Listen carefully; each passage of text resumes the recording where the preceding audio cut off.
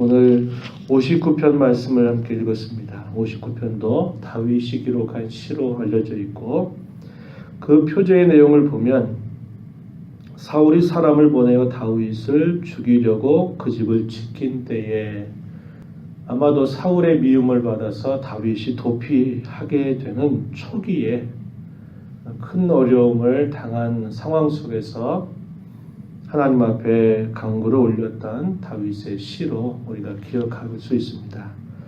오랜 방랑의 세월을 그가 살게 되는 중에 초기에 어려움을 당하고 있었는데 하나님을 향해서 간절하게 구하는 그런 내용들을 포함하고 있습니다. 역시 이것도 내용상 분류할 때는 비탄시라고 이렇게 분류합니다. 대적자들에 의해서 큰 공경 가운데 빠져 있는 상태에서 그가 하나님의 도움을 간절하게 바라면서 하나님을 향한 그의 강한 신뢰를 잘 표현하고 있는 내용을 담아주고 있습니다. 오늘 우리가 읽은 이 말씀의 내용을 좀 살펴보면 자신이 하나님 앞에서 어떠한 삶을 살았는가를 돌아보고 하나님께서 자신을 구해 주시기를 간구하는 내용, 이 내용이 5절까지 표현되고 있습니다. 이 내용을 보면 대적들을 향하여서 표현하고 있는 말들이 본문 속에서 여러 차례 표현되고 있는데요. 1절 보면 나의 원수라는 표현을 사용했습니다. 나의 원수, 또 일어나 치려는 자에게서 나를 건져 주소서, 나를 높이 드소서, 이렇게 하나님 앞에 간구를 올리고 있죠. 2절 보면 악을 행하는 자, 조금 가서 보면 피 흘리기를 즐기는 자, 이런 내용들을 통해서 다윗이 자신을 해하려고 하는 그런 대적들에 대하여 이렇게 여러 표현들을 통해서 묘사를 해주고 있습니다. 그들이 왜 이 다윗을 이렇게 애워싸고 있는가, 다윗을 잡으려고 하는가 하는 그 일에 관하여서는 3절 가서 보면은 이렇게 표현했습니다. 나의 생명을 해하려고 엎드려, 이렇게 표현되어 있죠. 나의 생명을 해하려고 엎드려 기다리고 강한 자들이 모여서 나를 치려한다. 생명을 해하려고, 죽이려고 한다. 나를 치려고 한다. 그들이 다윗을 향해서 하고자 하는 그 일의 목적이 이렇게 표현되어 있고, 그런 상황 속에서 그가 하나님 앞에 자신을 돌아보는 겁니다. 돌아보면서 이렇게 그가 표현했어요. 3절 중간 정도 보면 여호와여, 이는 나의 잘못으로 말미암음이 아니요 나의 죄로 말미암음도 아니로소이다, 이렇게 표현했습니다. 자신이 왜 이렇게 대적자들의 쫓김을 받고 어려움을 당하는가, 그 이유를 자세하게 생각해 보는데 그 이유가 자신의 잘못 때문도 아니고 자기의 죄 때문도 아니고 4절에 보면 자기의 허물 때문도 아니라고 이렇게 표현하고 있습니다. 사람이 어려움을 당하게 되면 돌아보는 거죠. 왜 이런 어려움이 왔을까? 혹시 내가 무엇인가 잘못한 이유 때문에 그런 일들이 오지 않았을까, 이런 생각을 하게 됩니다. 다윗이 자신을 돌아보건대 자기의 잘못 때문에 이런 일이 온 게 아니라 오해고 미움이고 악의에 의해서 이렇게 대적자들의 쫓김을 당하고 있는 상황임을 그가 이렇게 하나님 앞에 고백하고 있는 것이죠. 그러한 상황 속에서 그가 하나님 앞에 간구를 올리는 내용은 자신을 건져달라고, 구원해달라고 하나님 앞에 간구하고 있는 내용입니다. 1절에서 나를 건지시고 나를 높이 드소서, 또 2절에서 나를 건지시고 나를 구원하소서, 4절 가서 보면 나를 도우시기 위하여 깨어 살펴주소서, 이렇게 기도합니다. 5절 내용에서 보면 일어나 모든 나라들을 벌하소서, 이렇게 하나님 앞에 간구를 올리고 있는 것이죠. 그리고 이런 악인들에 관하여서 하나님 앞에 하나님의 공의로운 심판이 내려주기를 간구하는 다윗의 내용이 계속 이후에서 표현되고 있습니다. 6절부터 약 13절 내용까지 보게 되면 그런 내용들이 표현되고 있는데요. 7절 말씀에 보면은 그들의 입으로는 악을 토하며 그들의 입술에는 칼이 있어 이르기를 누가 들으리요 한다. 대적자들의 모습에 관하여서 그렇게 표현하고 있고요. 또 12절 가서 보면 이렇게 표현하고 있습니다. 그들의 입술의 말이 곧 그들의 입의 죄다. 그들이 말하는 저주와 거짓말로 말미암아 그들이 그 교만한 중에서 사로잡히게 해달라. 하나님 앞에 간구하죠. 이 대적자들의 모습은 그들의 하는 말들이 곧 그들의 죄를 그대로 드러내고 있다고 말합니다. 저주를 퍼붓고 거짓말을 통하여서 끊임없이 그들이 악을 행하고 있는 모습을 이렇게 표현했어요. 그들을 대해서 하나님께서 이렇게 대하실 것을 표현합니다. 8절 가서 보면 여호와의 주께서 그들을 비웃으시며 모든 나라들을 조롱하시리이다. 그들이 아무리 악을 행하면서 해하려고 하는 일들을 할지라도 하나님이 보실 때는 그들의 모든 그런 행동이나 그런 모든 것들이 참으로 보잘것없는 것에 지나지 않는다 한 것을 이렇게 표현하였습니다.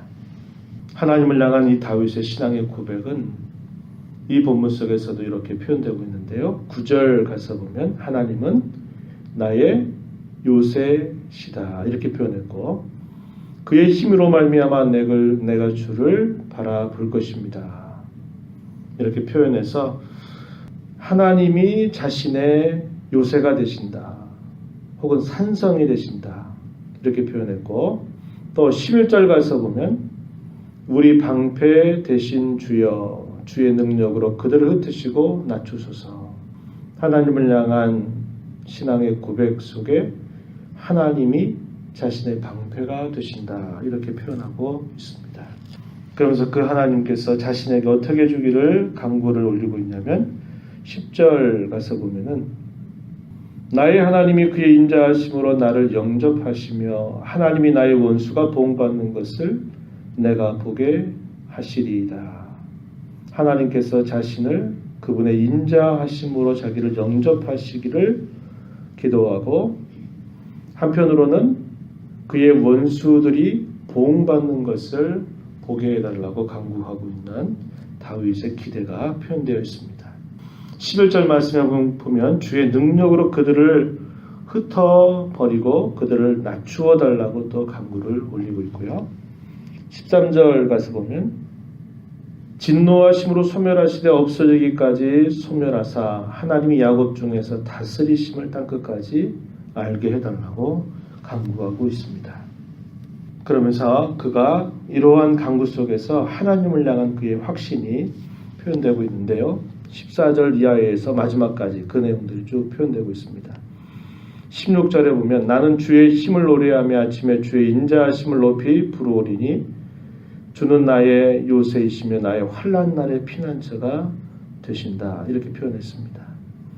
하나님을 향한 확신이 없이 하나님 앞에 그가 간구하고 있는 것이 아니라 분명한 확신을 가지면서 하나님 이렇게 해주실 것을 그가 믿음으로 기대하면서 하나님 앞에 간구하고 있는 모습을 표현하고 있죠. 17절에서도 나의 힘이시여 내가 주께 찬송하오리니 하나님은 나의 요새이시며 나를 긍휼히 여기시는 하나님이십니다. 어려움 가운데서 자신의 든든한 소망을 부여잡을 수 있는 것, 확신을 가지고 있다고 하는 것은 그로 하여금 견디게 해주고 그로 하여금 낙담하지 않게 하고 그로 하여금 소망을 잃지 않게 하는 그런 힘이 되고 있다는 것을 우리는 볼 수 있는 것이죠.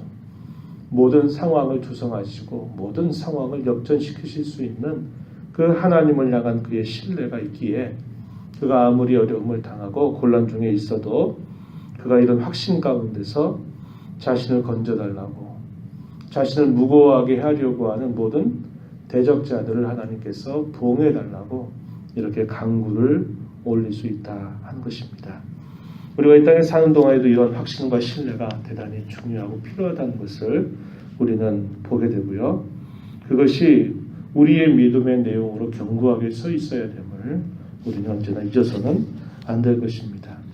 하나님께서는 이 땅에 우리가 사는 동안에 때때로 우리가 잘 이해할 수 없는 여러 고난들을 당하도록 허락하실 때가 있습니다. 그런 고난을 통하여서 다른 상황이 보이지 않고 오직 하나님만 보이게 하시려고 하시는 그분의 뜻이 또 그런 고난을 통하여서 우리에게 보여질 때가 분명히 있어요. 그럴 때 우리가 다른 어떤 도움을 찾고 구하는 자세를 다 버려야 됩니다. 오직 하나님 앞에 하나님만을 바라는 그런 자세를 우리가 잘 배울 수 있는 그런 기회로 삼아야 될 것이고, 고난 가운데 있을 때 성도의 본분은 뭐냐? 하나님을 향해서 그분을 향한 신뢰를 저버리지 않는 것입니다. 하나님이 해주실 일들, 그것을 믿음으로 부여잡는 것이고, 또 한 가지는 그런 어려움 속에서 우리가 죄에 빠지지 않도록 우리 마음을 잘 지켜가고 우리 행실을 잘 지켜가는 자세를 우리가 힘써야 된다라고 하는 것입니다.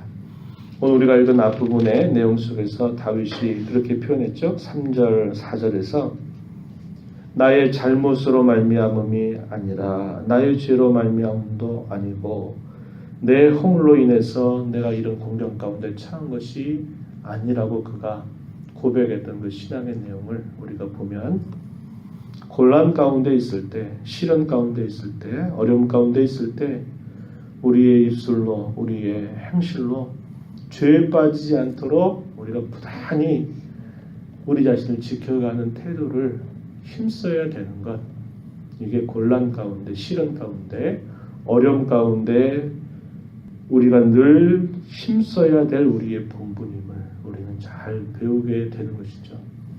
성경은 이러한 고난을 두고 애매한 고난이다 이렇게 표현해주고 있습니다. 그러나 우리의 고난이 징계를 통하여서 우리의 잘못 때문에 온 것이라면 그 유익이 그렇게 크지 않겠죠. 그러나 하나님의 뜻을 따르고 하나님 편에 서 있으면서 시련을 당할 때 그 고난은 하나님 앞에 값지고 귀한 것이라고 이야기해주고 있습니다.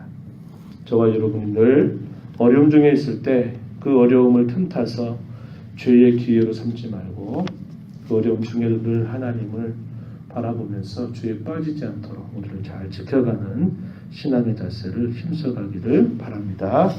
하나님 아버지, 복된 주의를 허락하셔서 오늘도 주께서 마련하신 은혜의 자리에 저희를 인도해 주신 것을 감사합니다. 저희가 이 땅에 사는 동안 우리의 삶의 주변의 많은 것들을 늘 부딪히며 살아가면서 저희들이 하나님 앞에 우리가 이 세상을 살 때 누구인가를 망각하고 살 때가 참 많습니다. 어려움과 시련들을 하나님 때때로 허락하셔서 우리로 하여금 오직 하나님만을 바라보도록 해야 됨을 일깨워 주실 때가 있음을 저희가 기억하고, 어려움 가운데 처할 때마다 늘 하나님을 의지하며 신뢰하는 저희들의 마음의 가짐을 늘 잘 지켜가게 하시고, 특별히 그 어려움 가운데 저희들의 모습을 돌아보아 죄 가운데 빠지지 않도록, 또 그것으로 인하여 낙담하고 쓰러지지 않도록 저희들의 마음을 잘 지켜가며 하나님의 뜻을 따라 살기를 더 힘써가는 저희들의 삶이 되도록 인도하여 주시옵소서. 은혜의 보호자 앞에 나와서 간구하오니 저희들을 용납하여 주시고 은혜를 베풀어 주셔서 오늘도 하나님 안에서 참된 즐거움을 누리며 안식을 경험하는 복된 시간이 되도록 인도하여 주옵소서. 귀하신 예수님의 이름으로 기도하옵나이다. 아멘.